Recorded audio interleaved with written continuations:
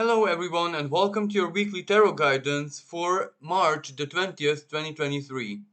Now we do have, from an astrological perspective, a very important and action-packed week where just tomorrow we have the Aries equinox, the start of the astrological new year, also followed on the same day, of course, by a really powerful 0 degree Aries new moon.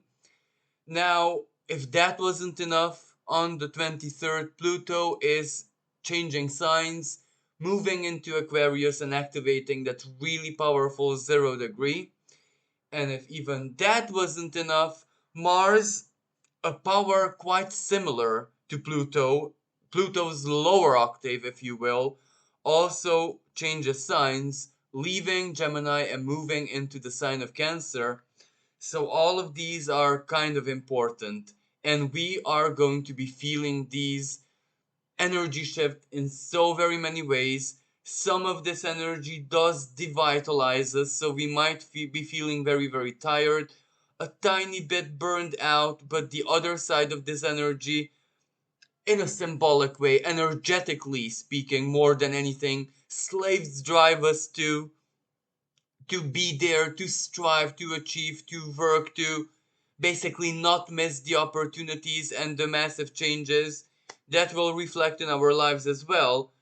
So it isn't really comfortable. It's action packed, but the comfort factor is very much missing this week because our beings, in so very many different ways, for some people even physically, have to get used to, adapted very quickly to very massive changes succeeding, one succeeding the other. So it's not really, this might be a little bit more, you know, flowy for airs, for mutable signs, sorry, even if they will pay for this with a lot of energy. But it might be psychologically or mentally quite challenging and difficult for, fixed signs, because this does, kick us out of our comfort zones in a very short period. But anyway, let's get to the tarot guidance, where, according to the cards and of course my channeling, this is definitely going to be one of those weeks where, of course, in both senses, both individually and collectively, we might be feeling the awakening from a deep dream all that much strongly. Now, it is true that Neptune is quite active, so the dream factor is there, but Saturn entered the sign that Neptune's in, so this brings the awakening factor, although, even Saturn is dissolved a bit in Pisces, so its grounding and strictness is not really as it used to be or as it is in other parts of the sky. So, yes, an awakening, a reality check, but one which is not necessarily all that tough, all that rough, all that merciless, but it does echo within us, with deep within our soul, leading us to crystal clear choices, decisions, feelings, knowing our truth that much more intensely. And the dream that we are awakening from is not something which is a short period, but this dream might have been basically ever since the beginning of 2020. Something that felt almost like a surreal perception, like an alternate version of our lives that we were just, navigating more or less blindly in. But now, and for other people still, this is a period of 4 years where a stagnation, um, inertia, feeling blocked, or certain areas of life simply not moving whatsoever, that is ending. So it's a period of 4 years. But whatever this, again, awakening is producing for all of us, it is almost like a energetic reaction of release. Almost like when we are, we realize that we ingested something harmful, and the reflex immediately, kicks in, that we release it, we puke it out, so to speak.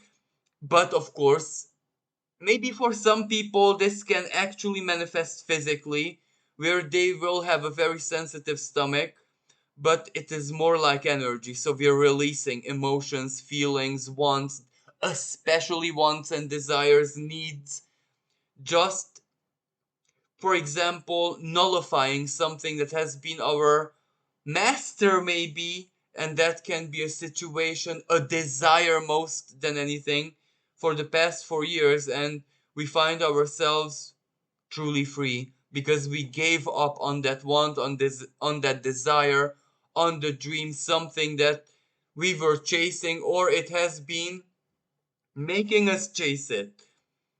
So this Ten of Cups reversed represents that we are going to be experiencing that this is a year of heavy completions, heavy culminations, heavy endings.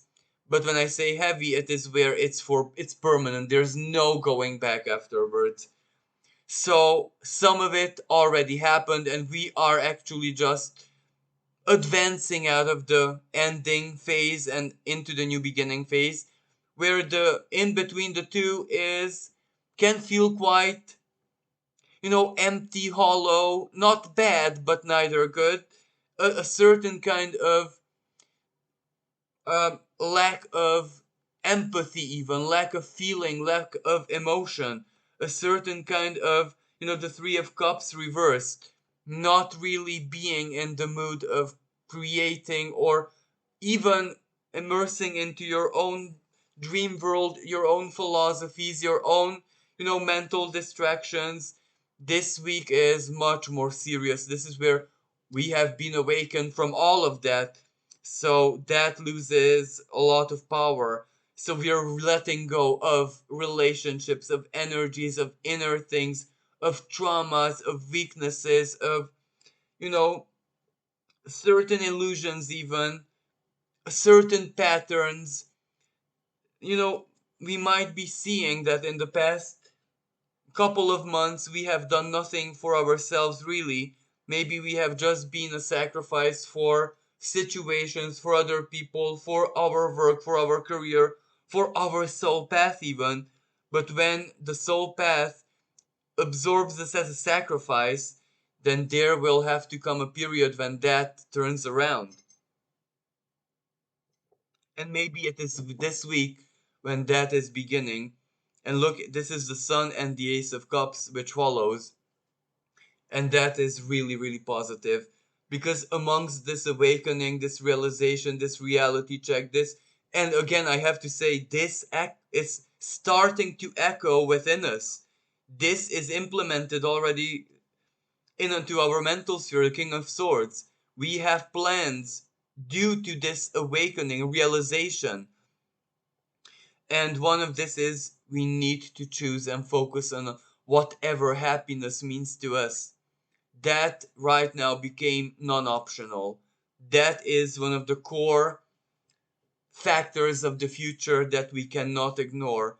And this Four of Pentacles reverse, the release, is because we need to make space for our happiness, for our sun to shine.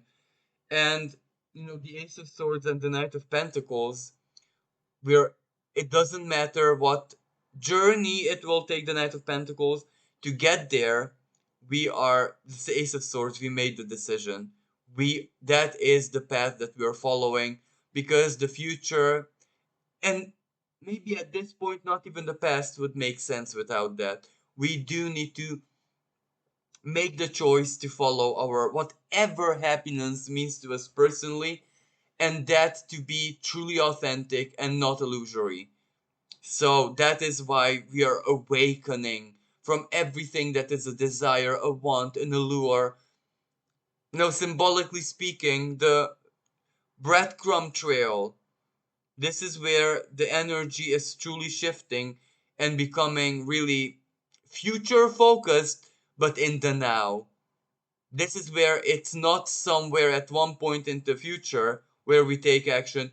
It is now, every single moment, every single second, and that is adding in the future. So maybe the gratification is in the future, but the action, the sacrifice, the attitude, even the realization is now. And all of this energy does have a spiritual nuance as well, because the magician, this is where this is almost like a second wave of awakening. When I say this is not necessarily the personal awakening, but a collective conscious awakening, a wave of energy that is basically illuminating our beings from within but also without, that is guiding us to certain truth, certain epiphanies. And this is where the future that has been so very much under a shroud of fog, mystery, unknowing, is now lifted before us, and there is a lot that we can see to give us the grounding that we need. And perhaps this is the most positive expression of the energy shift, because even if certain paths are still blocked, even if a lot needs to still, as I said, be worked, be completed, be initiated, put into place, yet the direction becomes clear. It is almost like we lock in something to the GPS, and that is going to be our course. And this initiation, this determination, this decision, this locking in the coordinates, that is such a typical Aries energy, because that is what Aries is excellent, brilliant at. So chances are all of us might have a strong Aries moment in our lives. So we need to truly be very, very supportive of ourselves. Not fear that which hasn't completed yet. Not fear necessarily that which we do not have yet, but its completion, us having it, it becoming, part of our lives, is not a matter of speculation, personal conspiracy, if you will, a what if, but it is a knowledge deeply rooted into faith and experience, life experience. So that is why we are much more into the shore than into the onshore. And the spiritual expression of this, we will see our faiths, whatever element of faith, spirituality, belief is for us, fueling our inner sun. This is where the Ace of Cups is starting to be a love also for the self. First, it is our cup that needs to be filled, and only after it becomes overflowing is when the moment of true sharing is going to begin, energetically speaking. But right now, this is where we're basically absorbing the light, making our own sun stronger, brighter, and more optimistic, because we do need to tap into Jupiter very, very strongly. And collectively speaking, this energy, again, the Four of Pentacles, losses, financial instability. Certain situations financially are totally gonna be upside down. Certain big values lose their value. There is gonna be a moment of panic with this Four of Swords reversed, but perhaps it's not really all that bad, because, there is going to be some financial instability, and there is also going to be some political, legal, or, tactical moves in the world stage out there that is going to really have us question the motives. There is going to be lies and counter lies, information and counter information truly playing out on the world stage. So this is where instinctually we know to not really believe everything that we see, but at the same time certain political decisions and perhaps certain initiations, promises politically, are gonna turn the tides. In a certain industry, in a certain domain, there might be certain promises determining us to take certain kind of action, and opinions, feelings, attitudes are going to be shared. So there might be a contradictory energy in the world out there which splits up people's opinions. But at the end of the day, I do believe that the element of disillusioning kind of shows us that how relative freedom is.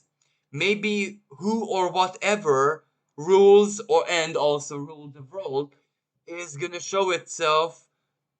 It's gonna maybe give a glimpse, an involuntary glimpse of itself this week. So if the eyes of our minds are open, we might be seeing beyond what the illusionary energy represents. There is also going to be a big move in a world leader's life this week, chances are. So we are going to be seeing how political events shift before our very eyes in a very short time. Yet at the same time, we cannot help ourselves but be detached from that, where we are definitely going to be seeing how whatever happens in the world out there can no longer, have power over us in any sense. Whatever it is that happens, what, us choosing our sons, us choosing to immerse in our own journeys, and this new destination towards our happiness is gonna be what matters the most. That is gonna be eclipsing whatever might come from the world, from the exterior. And also this Aries energy is gonna be reverberating again uh, around the 20th of April, when we have a eclipse, but in an erratic degree of Aries. So it is an eclipse between the sign of Aries and Taurus. That is gonna be quite interesting. And whatever is happening in our lives, energy wise, is preparing us to be graceful recipients of that eclipse, if that makes sense. So, thank you everyone for listening. Thank you for all the love, all the kindness. Thank you for all the support. And I'm wishing everyone a truly blessed week. And it doesn't matter how much of a roller coaster it is, we do need to stay, grounded in our truth this week, because that is the, rubber ducky, that is the safe mechanism. So thank you again. Until next time, bye for now.